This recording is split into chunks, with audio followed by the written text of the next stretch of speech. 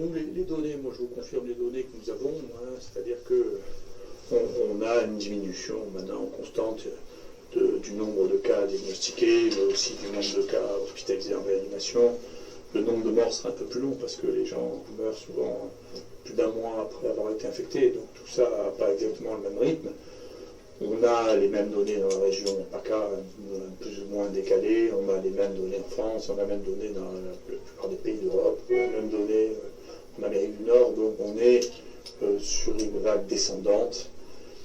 Encore une fois, moi je ne prédis pas l'avenir. Si les choses continuent comme ça, on a bien l'impression que ce qui était une des possibilités de cette maladie, c'est-à-dire une maladie saisonnière, est en train de se réaliser et qu'il est possible que d'ici un mois, il n'y ait plus de cas du tout dans la plupart des pays tempérés. Donc c'est possible, c'est une des possibilités qui n'est pas négligeable et qui va amener à une vraie réflexion, qui est une réflexion de fond, qui suscite des débats d'une intensité et d'une violence que j'avais soupçonné. Et pas qu'ici, mais dans le monde, on a des réactions très très violentes, hein, qui montrent que l'arrivée d'une maladie nouvelle aiguë est quelque chose à quoi l'ensemble des pays riches n'est pas prête. C'est-à-dire que quand on voit une maladie comme celle-là, le temps qu'il faut pour traiter ça est très court. Et si on commence à faire des études qui se terminent ici, quand il n'y a plus de maladie, ça veut dire qu'on ne peut pas lutter contre la maladie du tout. Donc là, la question, c'était, est-ce qu'on doit traiter cette maladie ou est-ce qu'on doit faire des essais? Donc nous, on a fait le choix de traiter la maladie, on a eu des réactions d'une violence inouïe, mais on n'avait pas le choix. Si on voulait traiter cette maladie, il fallait prendre ce qui était disponible, ce qui était logique, c'est-à-dire des médicaments qui montrent contre le virus, qui marchent contre le virus, qui sont les médicaments les plus utilisés du monde, les moins dangereux du monde.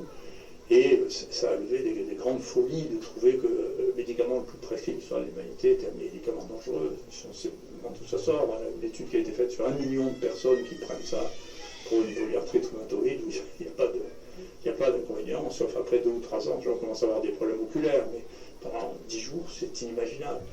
L'azithromycine, c'est le traitement le plus utilisé au monde comme antibiotique dans les infections respiratoires. Tout ça de prendre deux médicaments aussi simples que ça pour traiter quelque chose qui est une pneumonie, ça tombe sous le sens.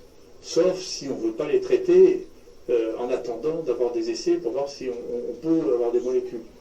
Et c'est très intéressant parce que la première qui a été utilisée, l'opinavir, on a vu très vite que ça ne servait à rien du tout. Donc c'est une des branches de l'essai qui avait été fait en Europe. Quant à l'autre, la remdesivir, elle n'est pas manufacturée, c'est-à-dire elle est très très toxique. Donc de toute manière, elle n'aura pas sa place dans une maladie comme ça, dans 90% des cas qui sont des pnéumopathies habituelles. Et donc on finit par se demander si ce n'est pas un médicament virtuel, comme vous savez qu'il y avait un restaurant à Londres qui n'existait pas et des farceurs ont commencé à cliquer sur TripAdvisor. Et au bout de 6 mois, c'est devenu le restaurant numéro 1 de tout Londres. Donc ça veut dire qu'on peut faire croire à toute la population londonienne que le meilleur restaurant est simplement un restaurant qui n'existe pas. Donc il faut se faire attention à l'information, son traitement. Je ne crois pas que là, pour le remdesivir, ce soit des farceurs. Je pense qu'il y a des milliards qui se sont échangés autour de l'action de Gilead, au fur et à mesure qu'on disait que ça allait marcher ou que ça n'allait pas marcher. Il y a des hauts et des bas qui portent sur des milliards, si vous voulez, sur un médicament dont la chance qu'on l'utilise dans une maladie de cette nature-là est extrêmement faible, d'autant que la partie dangereuse de la maladie est une partie qui n'est plus virologique, mais essentiellement une partie immunologique, de réponse de l'autre, qui est trop violente et qui explique ça. Donc il y a une vraie question là, mais en tout cas, cette cinétique, si elle se confirme, montrera que où il fallait commencer à décider de traiter comme une pneumonie avec les médicaments dont on sait qu'ils sont sûrs et qu'ils marchent au laboratoire contre ces virus, qui était le bon sens, où on décidait qu'on ne traitait pas en attendant des résultats d'essais qui arriveront après la bataille. Donc c'est une vraie question, et d'ailleurs, il y a beaucoup moins de critiques sur l'essai qui a été publié sur la remdesivir, qui est un traité qui est à simple branche, qui n'est comparé à rien du tout, et qui a été publié dans le New England Journal of Medicine, et tout le monde dit, regardez, vous voyez, ça marche, alors qu'on rapporte 60% d'effets secondaires. avec un médicament qui est effectivement très mal toléré. Donc il y a une vraie question, c'est est-ce que les pays, et c'est pas nous, tous les pays riches et tous les pays développés ont eu des succès beaucoup moins importants que les pays pauvres, qui eux, assez raisonnablement, ont choisi de traiter ça comme une pneumonie avec des médicaments banals qui ne coûtaient rien, et qui ont du coup des mortalités beaucoup plus faibles. Et dans les 15 pays qui ont la plus forte mortalité, ça n'est que des pays riches. Donc c'est-à-dire qu'il y a une déconnexion actuellement entre la richesse et la capacité à répondre à des situations de cet ordre-là. Moi, peut-être que j'ai été capable d'y répondre parce que je suis en partie africain, et donc c'est une partie de mes origines qui me laisse l'idée qu'on doit traiter les maladies infectieuses. Est-ce qu'au vu de la connaissance scientifique, on y comprend quelque chose à la saisonnalité dont vous avez parlé? Non, il n'y a pas d'explication simple sur la saisonnalité. Beaucoup de maladies sont saisonnières, beaucoup de maladies infectieuses, pas que de maladies infectieuses d'ailleurs.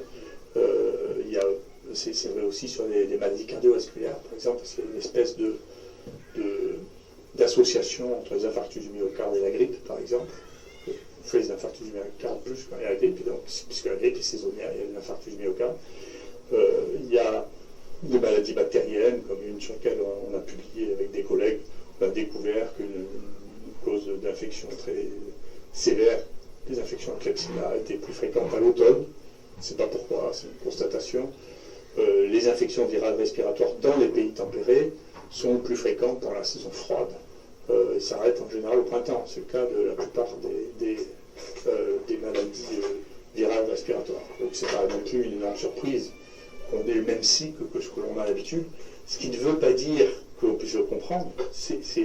Les gens raisonnent toujours simplement, parce que l'ignorance amène à raisonner de plus en plus simplement. Donc on entend beaucoup de choses sur l'ignorance.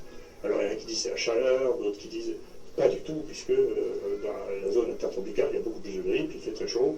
Il y en a toute l'année, il y en a un peu plus pendant la saison froide, si vous voulez. Et donc on ne sait pas vraiment, mais on sait que c'est la saison, parce que quand on importe des cas d'infection respiratoire pendant l'été, par exemple, on suit les pèlerins de la Mecque qui reviennent à Marseille, ils peuvent revenir avec des virus respiratoires pendant l'été, mais il n'y aura pas de cas secondaires parce qu'il n'y a pas de transmissibilité. Donc ce n'est pas la faute du virus. Le virus peut venir, il peut entrer, mais il n'est pas transmissible.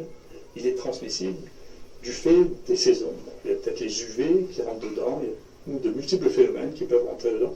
C'est même pas toujours vrai, parce qu'il y a eu au moins 2 épidémies de grippe qui se sont surtout développées l'été, qui se sont calmées l'hiver. C'est incompréhensible, ça nécessite, et ça nécessitera l'analyse de beaucoup plus de données, mais on ne peut pas juste corréler ça à la température, à l'humidité et au soleil, c'est pas si simple que ça. Donc c'est un phénomène qu'on connaît, la saisonnalité, c'est comme ça. Le véhicule de la connaissance scientifique aujourd'hui, pendant longtemps, a été la publication scientifique. Est-ce que vous analysez des différences aujourd'hui, des changements de paradigme quant à la manière dont l'information scientifique est diffusée au sein de la communauté scientifique?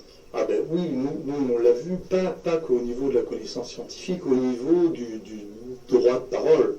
C'est-à-dire que jusqu'à présent les médias étaient concentrés. Moi j'ai vécu une époque où il n'existait qu'une télévision d'État, et puis ensuite il y a eu des télévisions jusqu'en 81, donc puis à partir de 81, Mitterrand a permis l'existence des radios libres, et puis ensuite de télévision commerciale, ce qui n'était pas le cas, il n'y avait pas de radio libre jusqu'en 1980, donc le droit à la parole était extrêmement limité, il est très contrôlé encore, c'est vous avez le droit d'accéder à l'antenne ou pas, et puis là d'un coup explose le droit à la parole de tous. Donc ce sont les réseaux sociaux qui bien entendu rendent en conflit financier et du droit à la parole avec les autres médias traditionnels. Donc c'est pour ça que les autres médias traditionnels peuvent éventuellement qualifier de fake news ceux qui ne sont pas les news que eux propagent. Donc je pense qu'il y a un vrai changement social, et c'est vrai aussi au niveau de la production scientifique, parce qu'il y a des blogs scientifiques actuellement qui ont une valeur considérable. De plus en plus, on met, nous, nos publications avant publication, en particulier dans les situations de crise, pour faire partager les données que nous avons et qui ont besoin d'être analysées, pour lesquelles on ne peut pas perdre 3 mois. Vous voyez bien que dans une situation dans laquelle une épidémie va durer 3 mois, vous ne pourrez pas attendre 3 mois avant que vos résultats soient publiés. C'est pas raisonnable. Donc, il y a beaucoup de reproches qui sont faits par des gens conservateurs sur le mécanisme de diffusion de l'information, sur le mécanisme de diffusion de la connaissance, qui ne sont plus en adéquation avec les moyens actuels. Ça, c'est un immense changement qui explique aussi beaucoup d'irritation. Mais nous, le premier papier qu'on a mis sur chloroquine, azithromycine, en préprint, il a été vu plus de 600 000 fois. Et moi, je peux vous dire que ça correspond globalement au nombre de vues et de téléchargements d'un journal habituel sur un an. Donc, ce qui veut dire qu'on est en train de changer, de bouleverser complètement. Il y avait déjà l'accès open à tout le monde, mais si on payait en plus pour les journaux scientifiques, mais là, avec les préprints, et ces préprints, ne croyez pas, les plus grands journaux du monde actuellement se servent de ces préprints, le journal Science, le journal Nature, lisent les préprints pour pouvoir reporter aussitôt que possible les nouvelles découvertes ou les nouvelles avancées. Donc il y a aussi là un changement radical. Il est possible qu'après-demain, effectivement, les blogs ou les préprints auront une signification comparable à celle des publications actuellement dans l'édition scientifique, ce qui est aussi un combat considérable, un changement de modèle absolument considérable qui donnera l'accès à tous. Et d'ailleurs, je reçois moi beaucoup de gens qui analysent les données disponibles, parfois d'une manière beaucoup plus profonde et beaucoup plus professionnelle que ce que je lis dans des journaux scientifiques, parce que les gens qui sont confinés, dedans, il y a de très bons mathématiciens, de très bons statisticiens, qui font des analyses extrêmement pertinentes et extrêmement intéressantes. Donc, on voit bien qu'il y a là un changement de modèle à cette occasion-là, du fait du confinement. Les gens ont le temps de lire, d'aller fouiller, d'aller trouver des données, et les changements de technique permettent un accès extrêmement différent. Donc, et c'est une des raisons, ne vous croyez pas, bien sûr, ici en France, je suis l'image de ce changement, mais vous savez, il y a les mêmes déchaînements aux États-Unis, il y a les mêmes déchaînements au Brésil, il y a les mêmes déchaînements entre des manières de voir, qui sont des manières de voir de pays qui sont très riches, qui n'ont pas l'habitude d'être confrontés avec des nouvelles maladies pour lesquelles il y a des décisions rapides à prendre. Et donc, quand on est très riche et qu'on n'a pas grand-chose à espérer de nouvelles médecines, on n'est pas pressé, on a le temps, et on a une aversion au risque, on est en principe de précaution, et donc toutes nos infrastructures décisionnelles sont basées là-dessus. C'est-à-dire, on vit très vieux déjà, et donc on ne va pas avoir de médicaments qui vont nous faire gagner 10 ans d'espérance de vie, c'est pas vrai. Mais cette structure et cette manière de penser n'est pas en adéquation du tout avec une situation de crise dans laquelle les conseillers ne doivent pas être les mêmes, les gens qui décident ne doivent pas être les mêmes, ils ne peuvent pas être les mêmes parce que la question est d'une autre nature. Réagir vite en prenant des décisions rapides, ça n'est pas le temps habituel auquel nous sommes accoutumés. C'est un temps de crise, c'est comme la guerre et la paix. C'est deux choses différentes. Vous ne pouvez pas avoir les mêmes qui dirigent les choses et qui prennent les décisions dans les deux situations. C'est la leçon qu'on va prendre ici, sinon vous risquez d'arriver, c'est ce que ça montre, après la bataille, quand la guerre sera finie, vous commencerez à faire des propositions thérapeutiques et ça, c'est pas tenable. Êtes-vous affecté par les différentes attaques dont vous êtes l'objet ? Écoutez, les choses vont dans les deux sens. D'abord, beaucoup de gens sont extrêmement gentils et me disent des choses extrêmement gentilles. Ici, les gens qui travaillent ici sont couverts de petits cadeaux, de repas, de bouteilles de vin, m'envoient des dessins, des tableaux. Je ne sais pas comment les gens, peut-être ça se voit, les gens savent que j'aime la peinture. On m'a offert des peintures absolument merveilleuses. Il y a des gens pour qui j'ai un immense respect intellectuel pour leur profession qui m'ont contacté et avec qui j'ai eu l'occasion de parler que je n'aurais pas eu sinon. Et donc il y a des côtés extrêmement positifs dans cette situation. Et puis, vous savez, les autres, je m'en fiche un peu. Moi, mon destin ne dépend pas de ce qu'on pense de moi. Ça m'est égal. Donc je vois le bon côté des choses, que finalement je découvre des choses que je ne savais pas. Plutôt de bon versant des choses, pour ça que je suis assez optimiste. J'ai trouvé que les gens ici avaient un optimisme et un dynamisme tout à fait extraordinaire. C'est rassurant, hein, effectivement, une population vieillissante qui a peur du risque, qui a des difficultés à admettre que le truc est bien de voir que dans une situation comme celle-là, elle se réveille et qu'elle est pleine de vitalité. C'est très rassurant. Merci.